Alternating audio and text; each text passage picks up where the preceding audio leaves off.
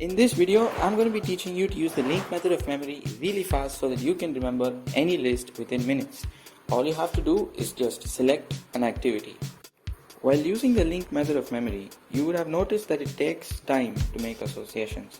Many beginners that use the link method find it very difficult to make creative associations, and even if they do, it is really slow. That is why I would suggest selecting an activity. Let's just say that you have to remember these following words: phone, tea bag, and chocolate bar. I would be selecting eating as my activity. Now in every association, one item of the list would be eating another. This would provide you with a direction to make associations. So here is how my associations would be. I would think of a tea bag swallowing a phone fully, and I would think of a chocolate bar slurping on the tea bag. And then if there are more words, I would continue on like this.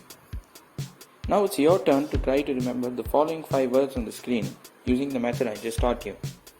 You can use any activity, not just eating. Pause if you need more time. Were you able to do it? Let me know down in the comment section below. If you want to practice with more lists like this, then click on the card up there. Or if you want to learn to remember long answers using the link method, then watch this video right now.